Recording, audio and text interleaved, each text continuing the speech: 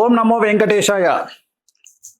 చాలా ముఖ్యమైనటువంటి ప్రిడిక్షన్స్ను ఇవ్వాలి అనుకుంటున్నాను. చాలా రోజుల తర్వాత చాలా చాలా చాలా చాలా సంచలనాలు, చాలా ఉపయోగకరమైనటువంటి ప్రిడిక్షన్స్, రెమెడీస్ చెప్పాలనుకుంటున్నాను. కారణం, ప్రపంచం పుట్టినప్పటి నుండి మాకు బుద్ధి తెలిసినటువంటి సమయం నుండి గురువు అతిచారంలోకి వెళ్ళడం ఒక రాశి అనేటువంటి తెలుసు, కానీ గురువు 3 రాశులలో అతిచారం చేయడం, అతిచారం అంటే అతిచరం అంటే ఎక్కువగా ప్రయాణించడాన్ని అతిచారం అంటారు, దాన్నే అతిచరం అంటారు. సో జనరల్గా చాలా దేశాలలో లేదా మన దేశంలో చంద్రుడికి సంబంధించి సవ్య అపసవ్య, సూర్యుడికి సంబంధించి జరిగేటువంటి రాసేటువంటి పండితులు మాత్రమే ఉన్నారు. సో చాలా వరకు భారతదేశంలో బార్హస్పత్యమానాన్ని బేస్ చేసుకొని, అంటే గురువును బేస్ చేసుకొని జాతకాలు చెప్పేవాళ్ళు చాలా తక్కువ మంది, చాలా తక్కువ మంది సింగిల్ నెంబర్స్ ఉంటారు. దాంట్లో నేను తెలుగు రాష్ట్రాల నుండి ప్రముఖంగా చెప్పుకోవచ్చును. గురువును బేస్ చేసుకొని కూడా జాతకాలు చెప్పవచ్చును. సో ఏం జరగబోతోంది అంటే, జూన్ 2వ తేదీ 2026వ తేదీ నాడు కర్కాటక రాశిలోకి గురువు ప్రవేశిస్తా ఉన్నాడు. ప్రస్తుతం గురువు మిథున రాశిలో ఉన్నాడు. జూన్ 2వ తేదీ నాడు కర్కాటక రాశిలోకి ప్రవేశిస్తున్నారు. తర్వాత అక్టోబర్ 31వ తేదీ సింహరాశిలోకి ప్రవేశము. తిరిగి తదుపరి 2025 జనవరి 27వ సంవత్సరం నాడు మళ్ళీ కర్కాటక రాశిలోకి తిరిగి ప్రవేశం. అంటే ఈ సంవత్సరము 3 రాశుల్లో గురువు యొక్క ప్రభావం ఉండబోతా ఉంది. సో దీనిని గురువు అతిచారం అంటారు.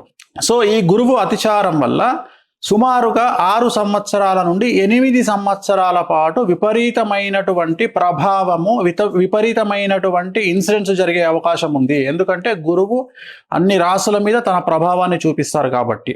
సో ఈ ప్రభావం వలన కొంత మంచిగాను కొంత చెడుగాను ఉండే అవకాశం ఉంటుంది. ముఖ్యంగా మనం బంగారం గురించి మాట్లాడుతూ ఉన్నాం. గురువుకు సంబంధించినటువంటి ధాతువు బంగారం కాబట్టి, ఎందుకంటే సేమ్ కలర్లో ఉంటుంది కాబట్టి బంగారం ధర 2027 మే లోపు 2,15,000 దాటేటువంటి అవకాశాలు కనిపిస్తున్నాయి.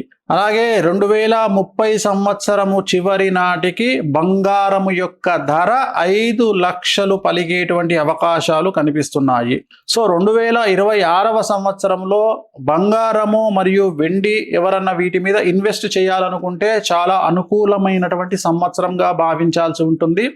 మీరు ఈ సంవత్సరంలో కనుక ఈ 2 వస్తువుల మీద, బంగారం వెండి మీద ఇన్వెస్ట్ చేస్తే రాబోయే కాలంలో చాలా లాభాలను పొందేటువంటి అవకాశాలు కనిపిస్తున్నాయి. అలాగే అమెరికాకు సంబంధించినటువంటి అతి ముఖ్యమైనటువంటి విషయము, 50 రాష్ట్రాలను కలిగి ఉన్నటువంటి అమెరికా దేశము, సంయుక్త రాష్ట్రాలు కలిగినటువంటి అమెరికా దేశంలో 2 నుండి 3 రాష్ట్రాలు బయటికి వచ్చేటువంటి అవకాశాలు కనిపిస్తూ ఉన్నాయి. ఇక మీదట అమెరికా సంయుక్త రాష్ట్రాలుగా ఉండదు ఫ్యూచర్లో. అలాగే 2026 నవంబర్, ఈ సంవత్సరం నవంబర్ తర్వాత అమెరికా అధ్యక్షుడు డొనాల్డ్ ట్రంప్కి సంబంధించి వ్యతిరేకంగా అమెరికా ప్రజలు రోడ్ల మీదకి వచ్చి ప్రదర్శనలు చేసే అవకాశాలు కనిపిస్తున్నాయి. సో చంద్రమహర్ దశలో ఉన్నటువంటి డొనాల్డ్ ట్రంప్కి పరాభవం తప్పదు. అలాగే రాబోయే 6 నెలల పాటు కొద్దిగా విమాన ప్రమాదాలు జరిగేటువంటి అవకాశాలు కనిపిస్తున్నాయి కాబట్టి జాగ్రత్తగా ఉండండి. అలాగే 2027వ సంవత్సరము ఎండింగ్ లోపు అమితాబ్ బచ్చన్ మరియు రజనీకాంత్ అలాగే సల్మాన్ ఖాన్, ఈ ముగ్గురికి ఆరోగ్యపరమైన ఇబ్బందులు గోచరిస్తూ ఉన్నాయి. అలాగే మమతా బెనర్జీకి సంబంధించి జైలు జీవితం కానీ లేదా ప్రాణగండము లాంటిది ఖచ్చితంగా కనిపిస్తూ ఉంది. అలాగే తమిళనాడు ముఖ్యమంత్రి విజయ్కి తీవ్రమైన సమస్యలు, స్త్రీమూలక ఇబ్బందులు, అలాగే తమిళనాడు రాష్ట్రంలో 2027 తర్వాత కానీ ముందు కానీ తిరిగి ఎన్నికలు జరిగేటువంటి అవకాశాలు ప్రస్ఫుటంగా కనిపిస్తూ ఉన్నాయి. ఇంకొక ముఖ్యమైనటువంటి విషయం, భారతదేశానికి పాకిస్తాన్కు మధ్యన యుద్ధం వచ్చేటువంటి అవకాశాలు గోచరిస్తూ ఉన్నాయి. అన్నిటికంటే సంతోషకరమైన వార్త, పాక్ ఆక్రమిత కాశ్మీరు భారత వశం అయ్యేటువంటి అవకాశాలు కనిపిస్తూ ఉన్నాయి. ఇంకొక ముఖ్యమైన సంచలనమైనటువంటి విషయం ఏమిటంటే, అమెరికా, ఇరాన్, చైనా ఈ 3 శత్రు దేశాలుగా ఉన్నటువంటి దేశాలు మిత్ర దేశాలుగా మారి భారత్కు వ్యతిరేకంగా పనిచేసేటువంటి అవకాశాలు ప్రస్ఫుటంగా కనిపిస్తూ ఉన్నాయి. అలాగే రూపాయి చాలా భారీగా పతనమయ్యేటువంటి అవకాశం ఉంది. 2030 లోపు డాలర్ మారకం విలువ అంటే రూపాయి విలువ 130 రూపాయలకు చేరువలో ఉంటుంది. 2028వ సంవత్సరంలో భారతదేశంలో విపరీతమైన ఆహార ధాన్యాల కొరత అనేటువంటిది ఏర్పడే అవకాశం ఉంది. అలాగే మంచి నూనె, పెట్రోలు, డీజిలు, ఇంటర్నెట్, కరెంటు వాటికి తీవ్రమైనటువంటి కొరత ఏర్పడే అవకాశం ఉంది. ప్రజలు సోలార్ మీద ఆధారపడడం చాలా మంచిగా కనిపిస్తూ ఉంది. భారతదేశంలోని ఒక ప్రముఖ వ్యక్తికి సంబంధించిన మరణం వల్ల దేశంలోని జనాలు రోడ్ల మీదకి వచ్చే పరిస్థితి గోచరిస్తూ ఉంది. సో అలాగే అతి ముఖ్యమైన విషయం, భారతదేశాన్ని ఆర్థిక మాంద్యం ప్రబలించబోతా ఉంది. అలాగే 2030లో రోహిణీ నక్షత్రంలోకి శని ప్రవేశం వల్ల అమెరికాను మరియు భారతదేశాన్ని అతిపెద్ద భూకంపాలు బాధించేటువంటి అవకాశాలు కనిపిస్తున్నాయి.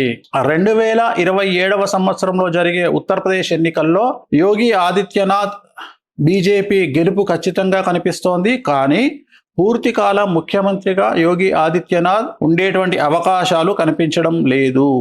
అలాగే ప్రస్తుత భారతదేశ దశాచిత్రంలో కుజ మహర్దశ మరియు నరేంద్ర మోడీ గారి జాతకంలో చంద్ర మహర్దశ నడుస్తూ ఉంది. సో కుజుడు చూపించేటువంటి ప్రభావం భారతదేశం మీద కనపడతా ఉంది. ప్రస్తుతం భారతదేశ దశాచిత్రంలో కుజ మహర్దశ నడుస్తోంది. కుజుడు చూపించేటువంటి ప్రభావం చాలా తీవ్రంగా కనబడుతోంది భారతదేశం మీద.